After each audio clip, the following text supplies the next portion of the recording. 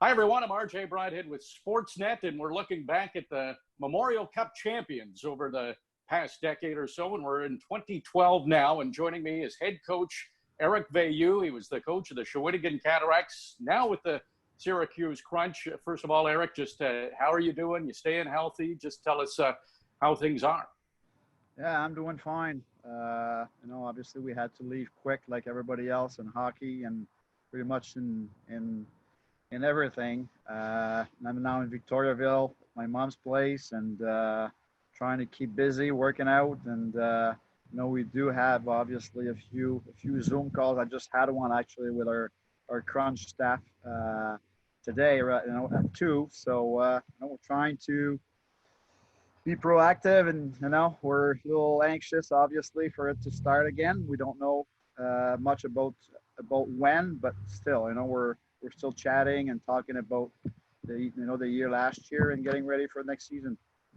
Yeah, so much to be determined. Depends on the health and the safety protocols. But I just want to talk a second about that Syracuse coaching staff with head coach Benoit Groux, yourself, and Gilles Bouchard, 3 terrific minds who all had success in the CHL and have moved on to the pro ranks. There must be some good conversations in that coach's room.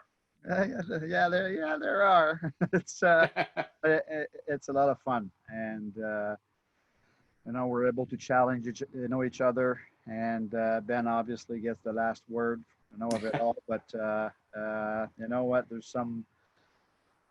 When we do hockey, and after hockey, we're able to talk about. And obviously, you probably know Ben. He's got some great stories. Oh yes. Like me and Jill, so we're there to listen to him. No, we do have a lot of fun. It's it's been a good year until this all happened, and we were fighting for a playoff spot, and we'll never know what would have came out of it, but it was a very good experience. Absolutely. Well, you've had success as a head coach, and let's talk about 2012 now. Maybe we'll go through it chronologically, and we'll start in the regular season. You had 45 wins, 97 points. You finished second in the regular season standings to St. John. What was your success in the regular season in 2011, 2012? Well, during the regular season, we had to acquire at least two Ds. So it was pretty much a good thing that we were up there at Christmas before the trading, or the trade started, because the whole year, we knew, and our GM Martin Mondeau, who's done a terrific job at being able to acquiring those guys. It made us, when this all happened, it made us better, but at the same time, them getting in, Gormley and Morgan Ellis, coming in, made it a little different. I don't want to say they were out of shape. I had something in mind, and it quite didn't fit maybe exactly what they had in mind. So, we did have a good season. We knew that St. John was very good. They had a lot of talent in their lineup, and obviously being a host of the Memorial Cup added quite a bit of pressure on the staff a little bit, and even the players. And I've always mentioned that not once we did talk about the Memorial Cup, but everywhere we went to, people were talking about it. So we did have to answer questions about it.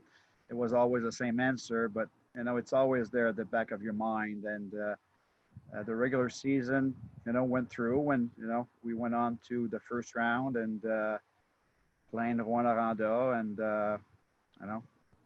I'll let you keep going. Maybe you had another question. Well, I'll lead you right into it. At round 2, you came up against Chicoutimi. You guys were the favorites. It went 7 games. I think you came across a pretty hot goalie in Christopher Gibson, because you heavily outshot them in some games, but you wound up being upset in round 2. Is that what went wrong, that you came up against a hot goaltender? Well, that's part of it. Chicoutimi played us very, very passive, very tight. Like they all collapsed to their goalies. It was almost impossible for us, to get things through. They were, like I said, very patient because the games we won, we were pretty dominant, and they played us pretty good, to be honest. And yes, their goalie was hot. Gibson played extremely well, and when it comes down to game 7, that's when it all comes down to. You get a good bounce here and there, and then you're behind, and then the momentum shifts, and we did have a few injuries, but at the same time, they beat us and they were good, and I think they ended up even getting to the finals that year, losing to St. John. I think, not that I really care too much because we had a lot to care about, to be honest with you. But no, it was a tough game, tough series, tough time for everybody. But we did not dwell on it too much. We did not think about it too much. I'll be very honest. We were sitting in the office maybe for an hour and a half after we lost. And I had the guys coming back, the coaches coming back the next morning early, trying to come up with a plan, because we were in solution mode. It wasn't time for us to start thinking what happened and all this and why did this happen, our play, our game. We needed solutions, and solutions quickly. Yeah, because your season wasn't done, but it was really unique that you were going to have close to a month off before the Memorial Cup started. Those other 3 teams were going to be battle-tested B-League champions. So we've talked about this, and I know you worked the guys hard. It was a major boot camp. You talked about it. The players talked about it. How bad was it for the players? How hard did you work them? Really bad. On the ice, off the ice. But I have to say, this is, and I'm not very big, and I played pro hockey in the AHL for quite a few years, and always had to train hard to be able to to keep up with the big boys and all this. But that group, I don't think I've seen anybody else train that hard and getting it that badly. I mean, Bob Hartley was a tough coach that I played for 9 seasons. He made us go through, I want to say hell, but pretty much. But this really was hell. But the timing was there. They had time to rest. We had Yves Etier and Jimmy Thompson, who had the schedule worked out, worked up, so the guys were not going to be, whether hurt or tired, everything was made up to make sure that everybody was in the perfect shape.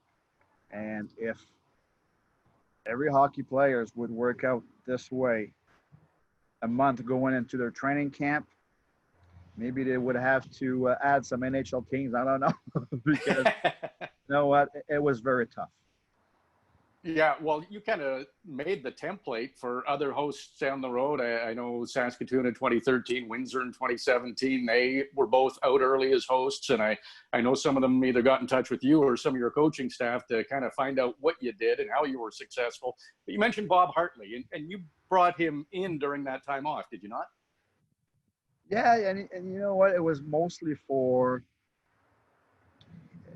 media-wise, Bob Hartley's around. So yes. They may want to talk to Bob. They may talk to us. So, no, Bob came in. He was in and out. I believe he was in for most of our games. The final, he was there. He had to leave, actually, because he had a flight to catch to, get to Calgary that same day. So he left, I believe, I think it was after the second period. But you know what? We sat down together. Everybody was gone, and then we sat, and he's just, so made me more relaxed probably as a coach. And you know what? he's been my mentor since I know day one that I started coaching in 2001. Was my coach for 9 years. So I know what he was helpful personally, I would say. Oh, yeah, he's great. He's always been great with us, too. And obviously, it helped. And anytime you can relax in those situations, because heading into the Memorial Cup, you had Edmonton, London, and St. John. All three finished first in the regular season in their league, and all three went on to win the league championships. That was the first time that had happened since 1979. So there were no underdogs, no fluke stories getting through the playoffs. It was the favorite kind of in each league. So going into game one, you were taking on Edmonton, and you try to watch as much as possible, but until you actually play another league, you don't know. You lost that game 4-3. What do you remember from that one? Well, I remember us. Well, I had a plan as far as my goalies. That's number one. You know, we had a 20-year-old Girard, and ended up finishing the playoffs with Dubois, who was playing very well. But it seemed like whatever happened, and I'm not a scientist. I'm not. It's almost like it was there. I knew. I had a feeling that this was going to happen, and Alex played good that game. Yes, we were a little rusty, to connect on some plays and certain things, but really, that was not our game plan in the first time. Our game plan was to compete, out-compete everybody, outwork everybody, and as the tournament was going to go on, we were going to gain confidence in our play, and we would start connecting, more and more, and that's exactly what happened. We lost that game, and to be honest, it was just a game for us. Not that we knew we were going to lose, we wanted to win, but we did not put ourselves any pressure for that game. Yes, we wanted to do well, but at the same time, if it happens, it happens. And then game two came up. We were able to build from that game one. That we played pretty good, ended up losing, and then we started building momentum there a little bit and confidence, and everything went better. Well, just let me jump in there, Eric, because you brought up to me what is turned out to be a big turning point. Is you went with Gabriel Girard in game two against London. You won that game, but he was a guy who hadn't played a game in about a month and a half, hadn't won a game in about 2 months. So in a way, it was a bit of a risky move, but you said you kind of had a feeling. I had it in mind the whole month. Girard was going to be my guy. That was it. So, and that's just coach's intuition. You know what? You could ask me if Dubois wins the first game, what happens game two? Probably Dubois. But I was I had it in mind. Something happens with Alex. Girard is my guy because he did not play, and during that month, he did work extremely hard, and his attitude was great. Did not complain about not playing, against Chicoutimi or, when I pulled him. He had it in mind, and I could see it that he was ready. He was ready, and game one, like you said, it was just a feeling, maybe to one last little shot at Girard, telling him, hey, I know you're ready. Make sure you are, because whenever you step in, now it's going to be your show. And then wound up losing the next game to St. John. We'll skip right to the tiebreaker because up against Edmonton again, the team you lost to in game one, you dominated a 6-1 victory. Do you feel by the tiebreaker that you were kind of getting where you want to be as a team? You know what happened? We lost that game against St. John. I'm not sure if you guys remember, but there was a few fights at the end and a few arguments with the coaches. And myself and Girard went at it a little bit. And Gerard Galland, of course. Yeah, and Mike obviously took over. Yes, Mike Kelly was involved. When that happened, and whatever happened on the ice, I think our team hated them so much that all we had in mind was to play them again. You know, they had a great season, and I think we had decent success against them during the season. We knew we were good enough to beat them, and they kind of pummeled us. I think that game, like 7-3 maybe or something. It was 4-1 was the final in that game. Okay, by 3 goals. Yeah. And all we had in mind was to win the tiebreaker, play St. John again. That's all we cared about, and it happened. Yeah. So you get to the tiebreaker against Edmonton. You win that 6-1. So maybe you want to talk about the semifinal against St. John. That you won that semifinal 7-4. So did that again? That final game of the round robin that you lost to St. John. That was a turning point. It's funny that you say that. You know, many and mindset is everything. You know, in all sports, we all know that. And coming back to the game we lost against them, I think the guys had in mind to beat them so bad versus advancing to the final. All we had in mind was to beat St. John. We want to beat them. And, we played. It was a tight game. And I remember there was one, I think, a fluky goal that happened. I think it may have been to tie it, or, it was very close, a goal from the red line. I think a bad bounce, and it went in. But our guys were so focused in winning that game to beat them that, momentum started to change, and our focus was there, played the right way, and, we ended up beating them, that game. And in the final, a little bit like Game 7. Yes, you're in control, but not of everything. And did we get momentum from that game? Maybe a little, but once you're there, there's nothing else. It's one game, 2 teams. So. And what a final that was too. Went to overtime. Anton Zlobin scored late in that first overtime. I was calling it. I'm thinking, okay, this for sure is going into a second OT, but it was against London in that final, and London wound up having, I think, a dozen players that have gone on to play in the NHL. So they were a stacked team. That's an impressive victory. What did you think when that puck in overtime went in? What were your emotions? Personally, relief, because of everything that had gone through, that we had to go through during the season,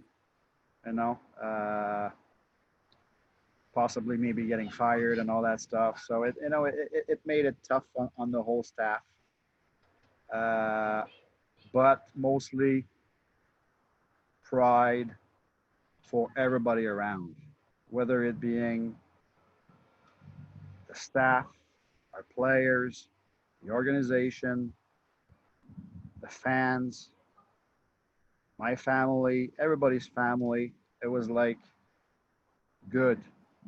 Now everybody can enjoy it, because want it or not, in the type of year we had, I felt like I was the one at the edge of the cliff with a rope behind me, and if I fall, everybody's following. so when that goal happened, it was like, oh my God, now I can back off, and let's make sure everybody enjoys it, because it's been a tough ride.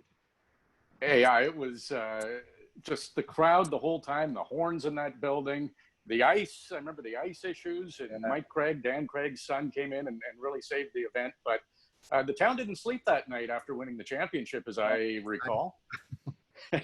Not you guys.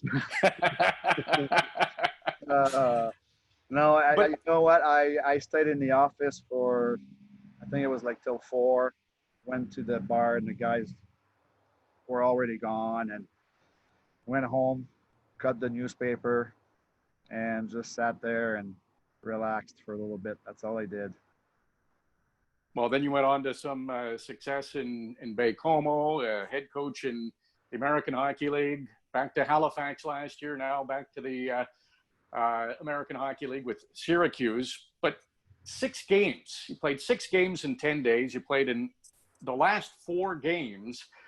I've done 8 Memorial Cups. No team has had to play 6 games. The route you guys took as underdogs coming in, your regular season was good, but being eliminated and those other 3 teams were all studs.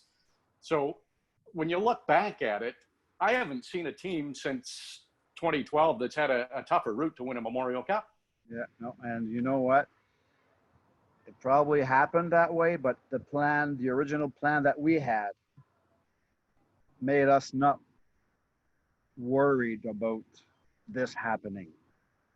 Yes, we would have probably preferred winning against St. John, advancing to the final and all this, but even though we did not win, us being tired was never going to be a factor for any of those games, and especially not for the last one. We knew everything that we could have done for us to be in great shape and being able to have success, regardless of what was going to happen.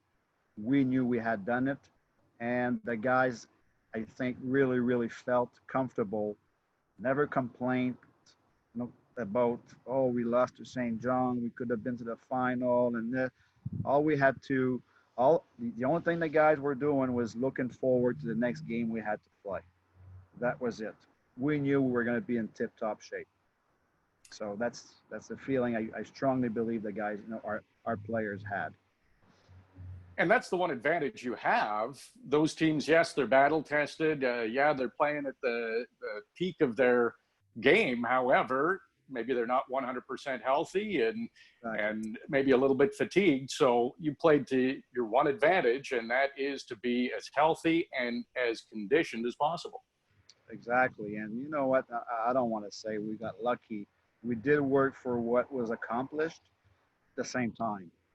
And I was looking at the overtime the other day, and Girard was pretty good. Yes. He made some great saves. I know their goalies, Hauser did, made some good saves too, but it could have went either way. That's the way hockey is. And yes, we're fortunate and we appreciate it. But at the same time, like I said, hockey's hockey. Yeah, Girard was magnificent, especially when it really mattered. Those must-win games from the tiebreaker semifinal to the final. It was a great run by you guys. I want to talk about a couple of individual players, and I remember it plain as day. Brendan Gormley getting those pucks through from the blue line. I don't remember him taking a slap shot in that whole Memorial Cup, but he wound up averaging about 5 shots a game, 9 points. He just was a magician at getting it through, and it created a ton of chances for you guys. He was unbelievable, and that's something that people do not know, but he hurt his foot. Like, I can't remember if it was against Hawaii or against or before the playoffs started, but I think he started playing against Chicoutimi, and he wasn't 100% at all. And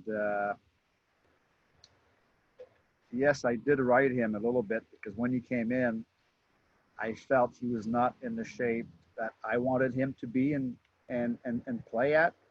So he maybe got tired tired of me and tired of what he was doing too. But you know what?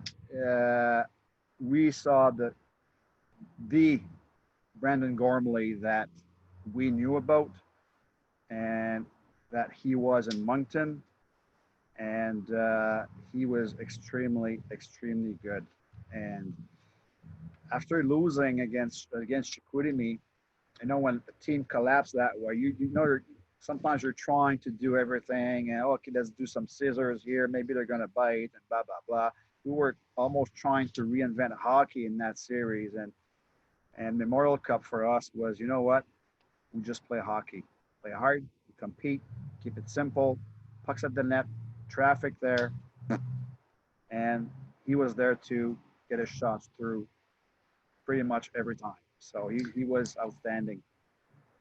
Yeah, he was fun to watch. Morgan Ellis was a horse for you. Your captain, Mikhail Bornoval, was solid. But Michael Chaput really stepped up offensively with 12 points in the 6 games. He was a big catalyst for you too, right? Yes, yes, he was another good addition, for our team. And I Shapiro and Bourneval were not playing on the same line. There were two centers for us during the season, and sometimes I would put them together, and I'm not sure if they really liked when I put one on the wing, but after losing to Chicoutimi, I'm like, hey, regardless of you liking it or not, this is what's going to happen. You guys are going to be together and be good together. So you figure it out. And they were pretty good. They were solid together. They worked well. And Bourneval and Chappie.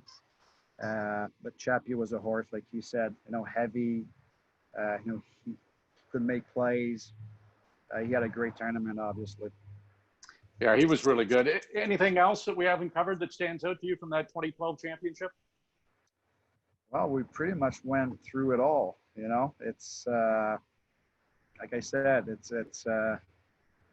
was a tough year, but at the same time, the reward was there at the end, and it was just so much fun as a coach to see everybody around, being happy and proud of their hockey team. And those guys, like I said, maybe the Navy SEALs go through hell, maybe a little more than that, maybe.